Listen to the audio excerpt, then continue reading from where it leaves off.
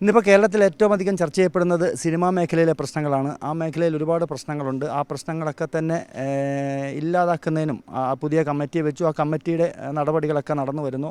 അതിനൊരു ഒട്ടനവധി മാധ്യമങ്ങൾ ഇതിനിടയിൽ ഒട്ടനവധി തെറ്റായ വാർത്തകൾ കൊടുത്തു. ഇതിൻ്റെ ഉദ്ദേശം മാറ്റിവെക്കാൻ ശ്രമിക്കുന്നു, അല്ലെങ്കിൽ ഉദ്ദേശം തെറ്റായ രീതിയിൽ വ്യാഖ്യാനിക്കുന്നു. ഇത്തരത്തിലുള്ള വാർത്തകളൊക്കെ പുറത്തു വരുന്നുണ്ട്. നമ്മളൊപ്പം മന്ത്രിയുണ്ട്. എന്താണ് ഇപ്പോൾ ഈ മാധ്യമങ്ങളുടെ ഒരു ഇടപെടൽ ഇതിൽ ഏതെങ്കിലും തരത്തിൽ നമുക്ക് തടസ്സങ്ങൾ വരുന്നുണ്ട്? നമ്മുടെ ഒന്നാം പിണറായി ഗവൺമെൻറ് കാലത്താണ് സിനിമാ രംഗത്ത് പ്രത്യേകിച്ച് വനിതകൾ അവരുടെ തൊഴിലിടങ്ങളിൽ ധാരാളം പ്രയാസങ്ങൾ അനുഭവിക്കുന്നു എന്നെ സംബന്ധിച്ച് പരാതി വരുന്നത്. ആ പരാതിയുടെ അടിസ്ഥാനത്തിലാണ് ബഹുമാനപ്പെട്ട മുഖ്യമന്ത്രി ജസ്റ്റിസ് ഹേമയെ 2 വനിതകളെയും കൂടി ഉൾപ്പെടുത്തിയൊരു കമ്മിറ്റിയെ നിയോഗിക്കുന്നത്. ആ കമ്മിറ്റി 2020 അതിൻ്റെ റിപ്പോർട്ട് ഗവൺമെൻറ് സമർപ്പിക്കുന്നത്. 2020 ആ റിപ്പോർട്ട് ഉദ്യോഗസ്ഥ മേഖലയിൽ അത് സംബന്ധിച്ചുള്ള പരിശോധനയ്ക്ക് ശേഷം 2021 ഗവൺമെൻറ് വന്നു. 2022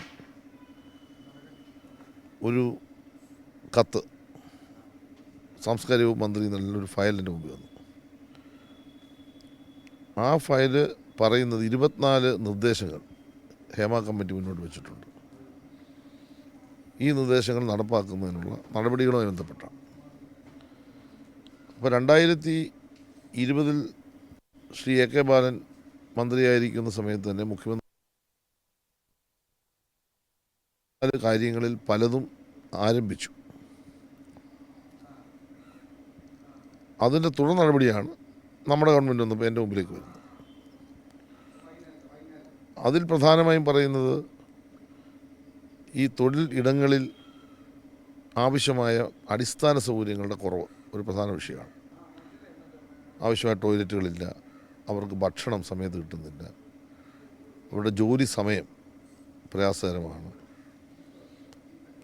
അതോടൊപ്പം തന്നെ അവർക്കെതിരായിട്ടുള്ള ചില മോശപ്പെട്ട പ്രവണതകൾ ഇതൊക്കെ ഉണ്ട് എന്ന നിലയിൽ അത് പരിഹരിക്കാനുള്ള നിർദ്ദേശങ്ങളാണ്. അപ്പം അതിനായി ഇത് മാത്രമല്ല, നിർദ്ദേശങ്ങളുമായി ബന്ധപ്പെട്ട് പിന്നെ നമ്മൾ ചെയ്യേണ്ട രണ്ടാമത്തെ ഭാഗം ആ മേഖലയുമായി ബന്ധപ്പെട്ടവരെ വിളിക്കുക എന്നുള്ളത്. ഇത് നമ്മുടെ ഗവൺമെൻറ് സത്യത്തിൽ ഇത്ര ആത്മാർത്ഥമായി ഇടപെട്ടൊരു കാര്യം വേറെ ഒരു കാര്യം കാണത്തില്ല. കാരണം മുഖ്യമന്ത്രി പ്രത്യേകിച്ച് ഈ കാര്യത്തിൽ നിലപാടെടുക്കണം, പറഞ്ഞ നിർദ്ദേശങ്ങൾ അടിയന്തര സ്വഭാവം നടപ്പാക്കണം എന്ന് അദ്ദേഹം തന്നെ ഒരു കുറിപ്പ് എഴുതി എനിക്ക് തരികയും. അപ്പോൾ ആ അടിസ്ഥാനത്തിൽ പിന്നെ ഇവരുമായിട്ടെല്ലാം ചർച്ചകൾ നടത്തുക. അപ്പോൾ ആദ്യം ചർച്ച നടത്തിയത് WCC വേണ്ട. അപ്പോൾ WCC ആളുകൾ അതിന് മുമ്പ് തന്നെ എനിക്കൊരു മെമ്മോറാണ്ടം തന്നിരുന്നു. കുറേ പ്രശ്നങ്ങൾ അവർ ഉന്നയിച്ചിട്ടുണ്ട്. അപ്പോൾ അവരുമായിട്ട് ചർച്ച നടത്തിയപ്പോൾ മന്ത്രി എന്നുള്ള നിലയിൽ ചർച്ച മാത്രം പോരാ. സ്ത്രീകളുടെ വിഷയങ്ങൾ കുറച്ചുകൂടി ക്ലാരിറ്റിയോട് അവർക്ക് പറയാൻ കഴിയുന്നത് വനിതാ കമ്മീഷനാണ്. അപ്പോൾ വനിതാ കമ്മീഷനുമായി സംസാരിച്ചു. വനിതാ കമ്മീഷൻ പറഞ്ഞു നമുക്കൊരു സിറ്റിങ് വെക്കാം, മിനിസ്റ്ററോടെ വരണം. ഞാൻ പറഞ്ഞു ഞാൻ വരാം, പക്ഷേ വനിതകളെന്ന നിലയിൽ കമ്മീഷൻ തന്നെ അത് കേൾക്കുന്നതായിരിക്കും നല്ലത്. ഞാൻ പോയി ഈ രംഗത്തെ പ്രവർത്തിക്കുന്ന സ്ത്രീകളെല്ലാം പങ്കെടുത്തു. നല്ലൊരു മീറ്റിംഗ് ആയിരുന്നു. ഒരു പൂർണ്ണ ദിവസമാണ് യോഗം നടന്നത്. അപ്പോൾ ആദ്യത്തെ ഒരു മണിക്കൂർ ഞാൻ എൻ്റെ ഒരു വിശദീകരണം നടത്തി, വനിതാ കമ്മീഷൻ്റെ ഒരു വിശദീകരണം നടത്തി. അത് കഴിഞ്ഞപ്പോൾ ഞാൻ പറഞ്ഞു, എൻ്റെ മുമ്പിൽ വെച്ച് നിങ്ങളിതെല്ലാം നിങ്ങൾക്ക് പറയാൻ ബുദ്ധിമുട്ടാണ്, നിങ്ങൾ കമ്മീഷൻ്റെ മുമ്പിൽ പറയാൻ പറഞ്ഞു. അതും പിന്നെ പരാതിയായി. കാരണം മന്ത്രി 1 മണിക്കൂർ കഴിഞ്ഞ് പോയെന്നായി. സത്യസന്ധമായി പറഞ്ഞ് ഞാൻ അവരോട് പറഞ്ഞിട്ടാണ് പോയതല്ല. എനിക്ക് അവിടെ ഇരിക്കുമ്പോൾ ഞാനൊരു പുരുഷനാണ്, എൻ്റെ മുമ്പിൽ ഇരുന്ന് പറയാൻ പറ്റാത്ത പല കാര്യങ്ങളും വനിതാ കമ്മീഷന് മുമ്പിൽ പറയട്ടെ, പിന്നെ വനിതാ കമ്മീഷനോട് നമ്മൾ ഡിസ്കസ് ചെയ്താൽ മതിയല്ലോ. അപ്പോൾ അതെല്ലാം ചർച്ച ചെയ്തു. അതിൽ നിന്ന് അവർ പറഞ്ഞ കാര്യങ്ങളെല്ലാം പരിഗണിക്കണം. അത് വെച്ചുകൊണ്ട് അന്ന് എനിക്ക് തോന്നുന്നു സിദ്ദിഖും അതുപോലെ തന്നെ ഇടവിളവാകുക അങ്ങനെയുള്ള ആരൊക്കെ വന്നു. അപ്പോൾ അവരുമായിട്ട് സംസാരിച്ചു. അവർ വളരെ പോസിറ്റീവായിട്ടാണ് അവർ സമീപിച്ചത്. കാരണം അവർ പറഞ്ഞത് ഈ പറയുന്ന കാര്യങ്ങളെല്ലാം പരിഹരിക്കാൻ ഞങ്ങളുടെ ഭാഗത്ത് എന്ത് ചെയ്യണം അത് ചെയ്യാം. പ്രൊഡ്യൂസേഴ്സിനെ ഞാൻ പ്രത്യേകം വിളിച്ചു, അവരുടെ സംഘടനക്കാരെ. ഞാൻ പറഞ്ഞു പറഞ്ഞ കാര്യങ്ങളിൽ നിങ്ങൾക്ക് ഒരുപാട് കാര്യങ്ങൾ നിങ്ങൾ ചെയ്യേണ്ടതായിട്ടുണ്ട്. അപ്പോൾ ഒരു ഇൻറ്റേർണലായ ഒരു കമ്മിറ്റി അതിന് മുമ്പ് തന്നെ എ കെ ബാലൻ്റെ കാലത്ത് തന്നെ ഗവൺമെൻറ് രൂപീകരിച്ചു ഈ ഉണ്ടാകുന്ന പ്രശ്നങ്ങളെക്കുറിച്ച് കേൾക്കാൻ. അപ്പോൾ അത് കുറച്ചുകൂടി ശാക്തീകരിക്കണം, പിന്നെ ഈ അടിസ്ഥാന സൗകര്യങ്ങൾ വേണം. അപ്പോൾ അത് അവർ പോസിറ്റീവായിട്ട് എടുത്തു. അതുപോലെ തന്നെ സംവിധായകരുടെ സംഘടനയുണ്ട്, അവരെ വിളിച്ച് അവരത് പോസിറ്റീവായിട്ട് തന്നെ എടുത്തു. പിന്നെ നമ്മുടെ ടെക്നിക്കൽ ഭാഗത്തുള്ള ഒരുപാട് സംഘടനയുണ്ട്, അവരെല്ലാം വിളിച്ചു. ഇവരെല്ലാം ഭയങ്കരമായി സഹകരിച്ചു. ഇത് ഒരു ഒരു ഒരു ഒരു ഒരു ഒരു വർഷം ശരിക്കും പറഞ്ഞതിന് വേണ്ടി മെനക്കെട്ടു. നമ്മുടെ ഒരുപാട് സമയം ഞാൻ തന്നെ നേരിട്ട് ഇതെല്ലാം കേൾക്കുകയാണ് ചെയ്തത്. അല്ലാതെ ഏതെങ്കിലും ഒരു കമ്മിറ്റിയെ വെക്കുക, ഒരു മീഡിയേഷൻ നടത്തുന്നത്, നേരിട്ട് ഇതെല്ലാം കേട്ടു. കാരണം എനിക്കത് ആത്മാർത്ഥമായി തന്നെ ഗവൺമെൻറ്റിൻ്റെ ഭാഗത്തു നിന്ന്, നമ്മുടെ ഗവൺമെൻറ് ഒരു സ്ത്രീപക്ഷ ഗവൺമെൻറ്റാണ്, ഇന്ത്യയിൽ ആദ്യമായിട്ടൊരു കമ്മിറ്റി വെക്കുന്നു, അതിന് നമ്മൾ ധൈര്യം കാണിച്ചൊരു ഗവൺമെൻറ്റാണ്. ആ കമ്മിറ്റി പറഞ്ഞ കാര്യങ്ങൾ വളരെ പ്രാധാന്യമുള്ളതാണ്, മുഖവരയ്ക്കെടുക്കണം എന്ന തരത്തിലാണ് നമ്മൾ ഈ കാര്യം ഉത്തരവാദിത്വപൂർവ്വം നിർവഹിക്കാൻ നിശ്ചയിച്ചത്. അതവർക്കെല്ലാം അറിയുകയും ചെയ്യാം. WCCക്കും അറിയാം, പ്രൊഡ്യൂസേഴ്സിനും അറിയാം, അമ്മയ്ക്കും അറിയാം, എല്ലാവർക്കും അറിയാം. അത് കഴിഞ്ഞപ്പോൾ ഞങ്ങൾ ഈ വിഷയം വെച്ചിട്ട് ഞാൻ സിനിമാ രംഗത്ത് ചില പ്രധാനപ്പെട്ടവരെ വിളിച്ചു. ഷാജീൻ ഖാൻ സാറ്, അടൂർ ഗോപാലകൃഷ്ണൻ സാറ്, ഇങ്ങനെ പ്രമുഖരായിട്ടുള്ള കമൽ, ഇവരെല്ലാം ഞാൻ വിളിച്ചിട്ട് ഞാൻ നമുക്ക് ഇത്തരം കാര്യങ്ങളെപ്പറ്റി എന്താണ് നമുക്ക് മുമ്പോട്ട് വെക്കാൻ പറ്റുന്നത്. അപ്പോൾ ഇതിനിടയ്ക്ക് അടൂർ ഗോപാലകൃഷ്ണൻ സാറിൻ്റെ റിപ്പോർട്ട് നേരത്തെ ഉണ്ടായിരുന്നു, ഒരു നിർദ്ദേശങ്ങളുണ്ടായിരുന്നു. പ്രത്യേകിച്ച് ജസ്റ്റിസ് ഹേമ കമ്മിറ്റിയിലെ അംഗങ്ങളും അന്ന് പറഞ്ഞിരുന്നു, ഒരു കാരണവശാലും ഈ റിപ്പോർട്ട് പുറത്തുവിടാൻ പാടില്ല. കാരണം ഇതിൽ പറഞ്ഞിരിക്കുന്ന മൊഴികൾ വ്യക്തിയുടെ സ്വകാര്യതയെ ബാധിക്കുന്ന കാര്യമാണ്. 2017 സുപ്രീം കോടതി വിധി ഉൾപ്പെടെ പിന്നീട് ഒരുപാട് വിധികളുണ്ട്. വ്യക്തികളുടെ സ്വകാര്യതയെ ബാധിക്കുന്ന പ്രശ്നങ്ങൾ ആ തരത്തിൽ സൂക്ഷിച്ച് കൈകാര്യം ചെയ്യണം. ഇപ്പോൾ ഈ ഹേമ കമ്മിറ്റി ഇത് പറഞ്ഞ അടിസ്ഥാനത്തിലാണ് ഇത് പുറത്തു വിടാതിരുന്നത് ആ സമയത്ത്. അത് കഴിഞ്ഞ് 1 മാസം കഴിഞ്ഞപ്പോൾ, 1-2 മാസം കഴിഞ്ഞപ്പോൾ, അന്നത്തെ വിവരാവകാശ കമ്മീഷൻ വിൻസെൻ്റ് പോൾ അദ്ദേഹത്തിന് ഒരാൾ ഹർജി കൊടുത്തു. അപ്പോൾ അദ്ദേഹം അത് പരിശോധിച്ചതിന് ശേഷം, ഈ റിപ്പോർട്ട് പഠിച്ചതിന് ശേഷം അദ്ദേഹം പറഞ്ഞു, യാതൊരു കാരണവശാലും ഇത് പുറത്തുവിടാൻ പാടില്ല എന്ന കർശനമായ നിലപാട് അന്നത്തെ വിവരാവകാശ കമ്മീഷൻ സ്വീകരിച്ചു. 2020 തന്നെ സ്വീകരിച്ചു. അപ്പോൾ പുറത്തുവിടാൻ പാടില്ല എന്ന് ഹേമ കമ്മിറ്റി പറയുന്നു, പുറത്തുവിടാൻ പാടില്ലെന്ന് വിവരാവകാശ കമ്മീഷൻ പറയുന്നു. ജുഡീഷ്യൽ അധികാരമുള്ള ഒരു സ്ഥാപനമാണ് വിവരാവകാശ കമ്മീഷൻ. ഇന്ത്യൻ പാർലമെൻറ്റ് പാസ്സാക്കിയ നിയമത്തിൻ്റെ അടിസ്ഥാനത്തിൽ കോൺസ്റ്റിറ്റ്യൂട്ട് ചെയ്തതാണ്. അപ്പോൾ അങ്ങനെ പുറത്തു വരാൻ പാടില്ല എന്ന് പറഞ്ഞു കഴിഞ്ഞാൽ പിന്നെ പുറത്തു വിട്ടാൽ അതിൻ്റെ പ്രശ്നം എന്താണെന്ന് വെച്ചാൽ സർക്കാരിനെ ബാധിക്കും. നിർദ്ദേശങ്ങളിൽ ഈ കാര്യങ്ങളൊക്കെ വരുന്നുണ്ടല്ലോ, അപ്പോൾ ആ നിലപാടെടുത്ത്. അപ്പോൾ ഗവൺമെൻറ്റിന് പിന്നെ ഒരു അപ്പീൽ പോകേണ്ട കാര്യമില്ല, കാരണം ഗവൺമെൻറ്റിൻ്റെ നിലപാടതാണ്. ഇവർ പറഞ്ഞതിൻ്റെ അടിസ്ഥാനത്തിൽ ഇത് സ്വകാര്യമായ ഒരു കാര്യമായി വെക്കണം. അതിന് കാരണമുണ്ട്. കാരണം ഈ കമ്മിറ്റി കോൺസ്റ്റിറ്റ്യൂട്ട് ചെയ്തെങ്കിലും കമ്മിറ്റിയുടെ മുമ്പിൽ മൊഴി കൊടുക്കാൻ വേണ്ടി ആരും മുന്നോട്ട് വന്നില്ല. അപ്പോൾ 1 വർഷം കഴിഞ്ഞപ്പോഴാണ് ഹേമ കമ്മിറ്റിക്കാർ സിനിമാ രംഗത്തെ പലരെയും സമീപിച്ചു പറഞ്ഞു, നിങ്ങൾ ഈ കാര്യത്തെ സംബന്ധിച്ച് ഈ കമ്മിറ്റിയുടെ മുമ്പ് മൊഴി തരണം. അതൊക്കെ ആ റിപ്പോർട്ടിനകത്ത് ഉണ്ടെന്നാണ് പറയപ്പെടുന്നത്. അപ്പോൾ ഈ മൊഴി കൊടുക്കാൻ വന്ന വനിതകൾ പലരും പറഞ്ഞു, ഞങ്ങൾ മൊഴി തരാം, പക്ഷേ ഇത് പുറത്തു വിടരുത് എന്ന് ഉറപ്പിന്മേലാണ് മൊഴി കൊടുക്കുന്നത്. ഇതെല്ലാം കമ്മിറ്റി റിപ്പോർട്ടിനകത്ത് പ്രസിദ്ധീകരിച്ചാൽ തന്നെ ഉണ്ട്. അപ്പോൾ അത് വെച്ചുകൊണ്ടാണ് കമ്മിറ്റി ഇതൊരു കാരണവശാലും പുറത്തു പോകാൻ പാടില്ല എന്ന് പറഞ്ഞിരിക്കുന്നത്. അപ്പോൾ അങ്ങനെ ഒരു കാര്യം ഗവൺമെൻറ് മുമ്പ് വന്നു കഴിഞ്ഞാൽ പിന്നെ ഗവൺമെൻറ് അതിനകത്ത് വേറെ ഒന്നും ആലോചിക്കാൻ കഴിയില്ല. 2024 ഇപ്പോൾ ഒരു ഹർജി ഇപ്പോഴത്തെ വിവരാവകാശ കമ്മീഷന് കൊടുക്കുന്നു. അപ്പോൾ ഇതിൻ്റെ കസ്റ്റോഡിയൻ എന്ന് പറയുന്നത് നമ്മുടെ സ്റ്റേറ്റ് ഇൻഫർമേഷൻ ഓഫീസറാണ്. അപ്പോൾ അവരോട് ആവശ്യപ്പെട്ടു ഇത് സീൽ ചെയ്ത് തരണമെന്ന്. സീൽ ചെയ്തവർ കൊടുത്തു. കാരണം നമുക്കിതിനകത്തൊന്നും മറച്ചു വെക്കാനില്ലല്ലോ. അപ്പോൾ വിവരാവകാശ കമ്മീഷൻ പരിശോധിച്ചിട്ട് പറഞ്ഞു 61 67 പേജുകൾ വ്യക്തിയുടെ സ്വകാര്യതയെ ബാധിക്കുന്നതാണ്, അതൊഴിച്ചുള്ള പേജുകൾ നിങ്ങൾ കൊടുക്കണം. അപ്പം അന്ന് എന്നോട് മാധ്യമക്കാർ ചോദിച്ചപ്പോൾ ഞാൻ പറഞ്ഞു കൊടുക്കുന്നതിന് ഗവൺമെൻറ് യാതൊരു എതിർപ്പുമില്ല.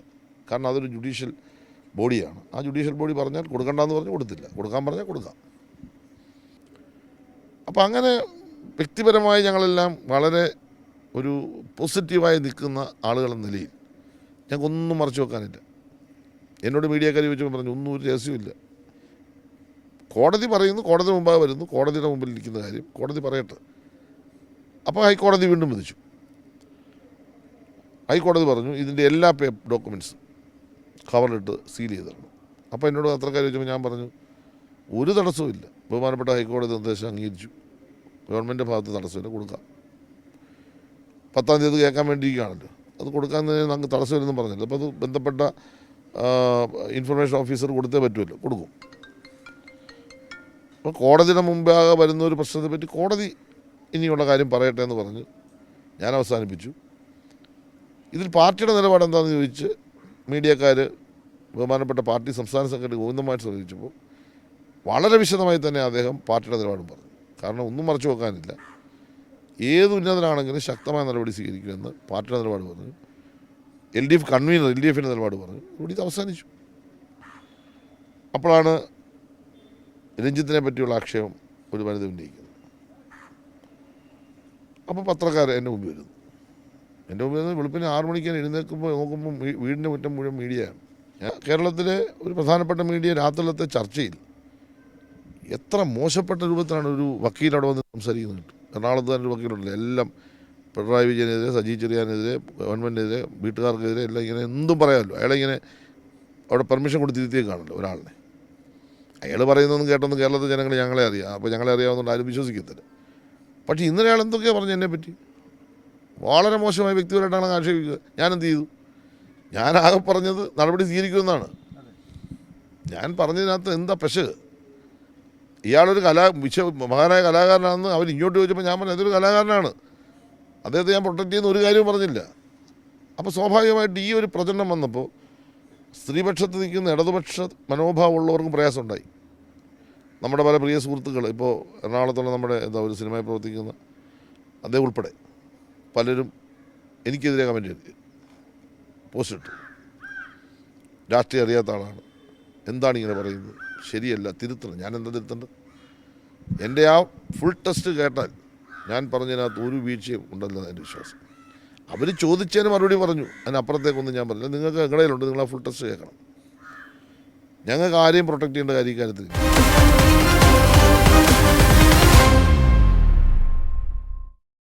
ഇപ്പം നിലവിൽ ഇങ്ങനൊരു കമ്മിറ്റി വന്നതിന് ശേഷം വർഷങ്ങൾക്ക് മുൻപ് നടന്ന പരാതികളാണ് ഇപ്പോൾ ഉയർന്നു വരുന്ന മൊത്തം. ഇപ്പോൾ രഞ്ജിത്തിനെ പറ്റി പറഞ്ഞ 15 വർഷം മുമ്പുള്ള പരാതി, ഇന്നലെ സിദ്ദിഖിനെ പറ്റി പറഞ്ഞു, ഇനി ആരെ പറ്റിയൊക്കെ ആരും അറിയത്തില്ല. ഇങ്ങനെ കമ്മിറ്റി ഉള്ളത് കൊണ്ടാണല്ലോ തുറന്ന് പറയാനായിട്ടുള്ള ഇങ്ങനെയുള്ള കമ്മിറ്റി ഉള്ളതുകൊണ്ടാണ് അവസരം അവർക്ക് കൊടുത്തു. അവർ പറഞ്ഞ മൊഴികൾ ഉണ്ടാകാം, ആ മൊഴികളിന്മേൽ പരിശോധിക്കട്ടെ കോടതി പറയുകയാണ് ഈ മൊഴിയിന്മേൽ കേസെടുക്കാം. ഗവൺമെൻറ് ഒരു സിദ്ദീഖിനെതിരെ പറഞ്ഞ സ്ത്രീയും ഇതിനു മുമ്പ് പരാതി കൊടുത്തിട്ട് യാതൊരു നടപടി ഉണ്ടായില്ല എന്നുള്ളതാണല്ലോ അവരുടെ പരാതി. അല്ല, എനിക്കറിയില്ല, അങ്ങനെ അവർ പറഞ്ഞിരിക്കുന്നത്. ഇന്നിപ്പോൾ ആ വനിതയുടെ ഇന്നിപ്പം ഞാൻ കേട്ടത്, മീഡിയ കേട്ടത്, ഇതൊക്കെ ഞാൻ പറഞ്ഞെങ്കിലും പത്രങ്ങളിലുണ്ട്, എനിക്ക് പരാതിയില്ല. ഇന്നിപ്പോൾ ഞാൻ കേട്ട കാര്യം എനിക്ക് പരാതിയില്ല. എന്താണെന്നറിയില്ല. ഞാൻ പറഞ്ഞല്ലോ, ആര് തെറ്റ് ചെയ്താലും പ്രത്യേകിച്ച് സ്ത്രീകൾക്കെതിരായിട്ട് ആര് ഏത് തരത്തിൽ അവരെ വിഷമിപ്പിച്ചാലും അതിനെ ഒരു കാരണവശാലും സപ്പോർട്ട് ചെയ്യേണ്ട സാഹചര്യമില്ല. അങ്ങനെ ഒരു നിലപാടല്ല ഗവൺമെൻറ്റുള്ളത്. ഗവൺമെൻറ് നല്ല മുൻകൈ എടുത്തു. ഇപ്പം നിങ്ങൾ മനസ്സിലാക്കേണ്ട ഒരു കാര്യം, കഴിഞ്ഞ വർഷം ഇന്ത്യയിൽ ഏറ്റവും കൂടുതൽ സിനിമ ഇറങ്ങിയ സ്റ്റേറ്റ് ഏതാ? കേരളം. ഇന്ത്യയിൽ ഏറ്റവും കൂടുതൽ സാമ്പത്തിക വരുമാനമുണ്ടായ സ്റ്റേറ്റ് ഏതാ? കേരളം. അത് മനസ്സിലാക്കിക്കോണം. ഇപ്പോൾ ഇൻ്റർനാഷണൽ ഫെസ്റ്റ് നടത്തുന്നു, ഇന്ത്യയിൽ നടത്തുന്നത് ഗോവ കഴിഞ്ഞാൽ പിന്നെ കേരളം മാത്രമാണ്. ഈ പറയുന്ന ഹിന്ദി സംസാരിക്കുന്ന സ്ഥലങ്ങളിലാണല്ലോ ഹിന്ദി സിനിമ വല്ല പ്രൊമോട്ട് ചെയ്ത് പറഞ്ഞത്. അവരാരെങ്കിലും ഇങ്ങനെ പ്രൊമോഷൻ കൊടുക്കുന്നുണ്ടോ? എന്തെങ്കിലും ഒരു വാക്ക് പറഞ്ഞ് ഇനി ഒരു പെശകായി അതാണല്ലോ ഊതി കുറിപ്പിക്കുന്നത്. ഞാൻ ഇന്നാളൊക്കെ എന്തൊക്കെ പറഞ്ഞെന്ന് പറയാനല്ലോ എന്നെ ടാർഗറ്റ് ചെയ്തിരിക്കുക. എന്നെ ടാർഗറ്റ് ചെയ്യുന്ന പറഞ്ഞാൽ ഞാൻ എൻ്റെ നിലപാടുകൾ വളരെ വ്യക്തമാണെന്ന് ഇവർക്കറിയാം. പ്രത്യേകിച്ച് ഗവൺമെൻറ്റിൻ്റെ ഭാഗമായും പാർട്ടിക്ക് ഉള്ളിലും എൻ്റെ നിലപാടുകൾ വളരെ വ്യക്തമാണ്. ഞാൻ നിൽക്കുന്ന പൊസിഷൻ ഏതാണെന്നും കേരളത്തിൻ്റെ മുഖ്യമന്ത്രി എതിർക്കുന്നവർക്ക് നല്ലപോലെ അറിയാം. അപ്പോൾ അത് ടാർഗറ്റഡ് പേഴ്സണൽ ലിസ്റ്റിലുള്ള ഒരാളാണ് ഞാൻ ആ ലിസ്റ്റിലുള്ള ചുരുക്കം ചില മന്ത്രിമാരിൽ ഒരു പ്രധാനപ്പെട്ടാണ്. അപ്പം എനിക്കത് നല്ലപോലെ അറിയാം. അതുകൊണ്ട് ഞാൻ വളരെ സൂക്ഷിച്ചാണ് നിൽക്കുന്നത്. ഞാൻ അധികാരത്തിൻ്റെ ഭ്രാന്തെന്നുള്ള ആളൊന്നുമല്ല, എനിക്കത് ഭയവുമില്ല. ഇപ്പോൾ ഇതിൻ്റെ അകത്ത് ഇപ്പോൾ ഈ സ്ത്രീയുടെ പരാതിയുടെ അടിസ്ഥാനത്തിൽ FIR ഇടുകയോ കേസെടുക്കുക അങ്ങനെ എന്തെങ്കിലും നടപടി ഉണ്ടാവുമോ സിദ്ദീഖിനെതിരായിട്ട്? അല്ല, പരാതി അവർ തന്നാൽ കേസ് സ്വാഭാവികമായിട്ടും നിയമപരമായ നടപടി സ്വീകരിച്ചേ പറ്റൂ. അതിപ്പോൾ ഇവർക്കെല്ലാം അറിയാം. അപ്പോൾ പ്രതിപക്ഷ നേതാവിൻ്റെ രാഷ്ട്രീയം എന്താ? ഇന്നലെ അദ്ദേഹം പറഞ്ഞു ഞാനങ്ങ് രാജിവെച്ചേക്കാം. അദ്ദേഹം പറയുമ്പോൾ അദ്ദേഹം ഒരു നിയമം പഠിച്ച ആളല്ലേ. അത്രയൊന്നും ഞാൻ പഠിച്ചില്ലെങ്കിലും ഞാൻ അത്യാവശ്യം കോളേജിൽ നിയമ വിദ്യാർത്ഥിയെ പഠിച്ച ആളല്ലേ. ഇതെല്ലാം അദ്ദേഹത്തിന് അറിയാവുന്നിട്ട് അദ്ദേഹം എന്താണ് ഇന്നലെ പറഞ്ഞത്? ഞാൻ നിർത്തിയിട്ട് ഞാൻ രാജിവെക്കട്ടെ. രഞ്ജിത്തിനെ പറ്റി ആക്ഷേപമുള്ളതുകൊണ്ട് രഞ്ജിത്ത് രാജിവെക്കണമെന്ന് പറയുന്നത് ശരിയാണ്. എന്നെപ്പറ്റി ആരെങ്കിലും ആക്ഷേപം പറഞ്ഞോ? ശരി, ഞാൻ രാജിവെക്കാം. ഞാനെന്താ രാജിവെക്കുന്നത്? ഞാൻ നടപടി സ്വീകരിക്കുമെന്ന് പറഞ്ഞാൽ അത് രാജിവെക്കുന്നത്. അപ്പോൾ പ്രതിപക്ഷ നേതാവിൻ്റെയും പ്രതിപക്ഷം എല്ലാം ഒന്നുമില്ല, അവരെ കാര്യത്തിലൊക്കെ അവർക്കറിയാം. കാരണം ഇതിനകത്ത് ഗവൺമെൻറ് സ്ട്രെയിറ്റ് ആയിട്ടാണ് ഇടപെട്ടിരിക്കുന്നത്. ക്ലിയർ ആയിട്ട് കാര്യങ്ങൾ പറഞ്ഞിട്ടുണ്ട്. അവർക്കെല്ലാം അറിയാം. പിന്നെ അവർക്കൊരു രാഷ്ട്രീയം പറയണം. ഗവൺമെൻറ് അടിക്കാനൊരു വടിയായിട്ട് ഇത് കിട്ടുമോ? ഇത്രയും വലിയൊരു വിഷയം കേരളത്തിൽ നടക്കുന്നു, ഇങ്ങനെ ഒരുപാട് സ്ത്രീകൾ ആക്രമിക്കപ്പെട്ടിരിക്കുന്നു, എന്തെങ്കിലും ഒരു നടപടി ഗവൺമെൻറ് എടുക്കാതിരിക്കുകയാണ്, ഗവൺമെൻറ്റിനെ അടിക്കാനൊരു വടി. അപ്പോൾ അതാദ്യം മന്ത്രിയുടെ തലയിൽ വെക്കുക. അതാണ് പ്രതിപക്ഷം. അതായത് അവരുടെ പ്രതിപക്ഷത്തിൻ്റെ രാഷ്ട്രീയം പറയട്ടെ. കോലം കത്തിക്കുക, കലാപമുണ്ടാക്കുക, ഇതൊന്നും നമ്മൾ പറയാത്ത കാര്യത്തെക്കുറിച്ചാണ് ഇവർ പറഞ്ഞുകൊണ്ടിരിക്കുന്നത്. ഞാൻ വളരെ ക്രിസ്റ്റൽ ക്ലിയറായിട്ട് പറയുന്നു, ഞങ്ങൾ സ്ത്രീപക്ഷത്താണ്. ഞങ്ങൾ ഇടതുപക്ഷ ഗവൺമെൻറ് ഈ പറഞ്ഞ മുഴുവൻ നിർദ്ദേശം നടപ്പാക്കും. പിന്നെ അങ്ങ് യോജിച്ച ചോദ്യം, ഈ പറയുന്നതിനെ പറ്റിയെല്ലാം കേസെടുക്കുക എന്ന് പറഞ്ഞാൽ ആ നിയമപരമായ കാര്യം നമുക്ക് പരിശോധിക്കണം. അപ്പോൾ അത് കോടതി മുമ്പിലേക്ക് വന്നല്ലോ. ബഹുമാനപ്പെട്ട ഹൈക്കോടതി മുമ്പിൽ വന്നു കഴിഞ്ഞാൽ ഞാൻ കൃത്യമായി പറഞ്ഞു, മുഖ്യമന്ത്രി പിന്നെ പാർട്ടി സെക്രട്ടറിയും പറഞ്ഞു, അതായത് കോടതി എന്തു പറയുന്നു അത് സ്വീകരിക്കാൻ ഞങ്ങൾ തയ്യാർ. ഞങ്ങൾക്കൊന്നും മറച്ചു വെക്കാനില്ല. അങ്ങനെ തയ്യാറല്ലെങ്കിൽ അങ്ങനെ പറയുമോ? ഞങ്ങൾക്കൊന്നും മറച്ചു വെക്കാനില്ല. കോടതി എന്തു പറയുന്നു, ഇന്ന കാര്യത്തിൽ കേസെടുക്കണം, നിങ്ങൾക്കിനിയും ഒരു റിട്ടേൺ കംപ്ലയിൻറ്റ് വേണ്ട, നിങ്ങളുടെ കയ്യിൽ ഇരിക്കുന്ന മൊഴി വെച്ച് കേസെടുക്കുക എന്ന് പറഞ്ഞാൽ ആ മൊഴി പരിശോധിച്ച് കേസെടുക്കുക. വീടാകൂടിയെ ജീവിക്കുന്ന ആരെങ്കിലും ആ മേഖലയിലേക്ക് വരുമോ? ഇന്ന് ഞാൻ ഉറപ്പിച്ചൊരു കാര്യം പറയാം, പണ്ടൊക്കെ ചിലപ്പോൾ സംഭവിച്ചു കാണാതിരിക്കും ഒറ്റപ്പെട്ട കേസുകൾ അല്ലെങ്കിൽ ഏതെങ്കിലും കേസുകൾ. ഇന്ന് അങ്ങനെയാണോ ഇൻഡസ്ട്രി? ഇന്ന് എനിക്ക് നല്ല ധൈര്യമായിട്ട് പറയാം, ഇന്ന് മലയാളം സിനിമ ഇൻഡസ്ട്രി നല്ല ഹാർമണിയോടുകൂടി പോകുന്നു. ഞാൻ അഭിമാനിക്കുന്നു. കാരണം ഞാൻ ആ വകുപ്പ് കൈകാര്യം വന്ന ശേഷം കഴിഞ്ഞ ഗവൺമെൻറ് കാലത്ത് ഇടപെട്ട് ഞങ്ങളൊരു 7 വർഷം അല്ലെങ്കിൽ 8 വർഷം ഞങ്ങളുടെ നിരന്തര പരിശ്രമത്തിൻ്റെ ഭാഗമായി ഇന്ന് നല്ല ഐക്യമുണ്ട്. ഒറ്റപ്പെട്ട ആളുകൾ ചിലപ്പോൾ വ്യത്യസ്ത അഭിപ്രായം കാണും, കാരണം അത് അവരുടെ ഇൻറ്റേർണൽ പ്രശ്നം, അതൊക്കെ അവർ പരിഹരിച്ചോട്ടെ. അവരാരും മോശം ആലൂറുമല്ല, അവർ മോശമാണെന്ന് ആർക്കും പറയാനും പറ്റില്ല. നല്ല ഹാർമണി ഉണ്ടായി. 2 വ്യവസായം വളരെ തഴച്ചു വളർന്നു. അതൊരു വല്ലാത്ത വളർച്ചയിലേക്ക് അത് മുന്നേറുന്ന ഒരു കാലഘട്ടം. ആ ഇൻഡസ്ട്രിയിൽ ഇന്ന് പഴയതുപോലുള്ള സാഹചര്യങ്ങൾ വളരെ കുറവാണ്. നല്ല മിടുക്കി പെൺപിള്ളേരുണ്ട്. അനാവശ്യം പറഞ്ഞാൽ അടിച്ച് കർണക്കുറ്റി പൊട്ടിക്കാൻ കഴിയുള്ള നല്ല ധൈര്യമുള്ള പെൺകുട്ടികൾ ആ ഇൻഡസ്ട്രിയിലുണ്ട്. ഒന്ന് വിവരം അറിയും. ഞാനത് ഉദാഹരണം പറയാം. എൻ്റെ മുമ്പിൽ വന്ന പല പെൺകുട്ടികളും ഞാൻ ചോദിച്ചിട്ടുണ്ട്, ഈ ഒരു അവസ്ഥ വന്നപ്പോൾ ഞാൻ ചോദിച്ചിട്ടുണ്ട്, എന്തെങ്കിലും പ്രോബ്ലം നിൽക്കുന്നുണ്ട്? എൻ്റെ സാറേ ഒരു പ്രശ്നമില്ല, വന്നാൽ അവൻ്റെ ചെവിക്കല് ഞങ്ങൾ അടിച്ചു കൂട്ടി, ഇങ്ങനെ പറഞ്ഞ പെൺകുട്ടികളുണ്ട്.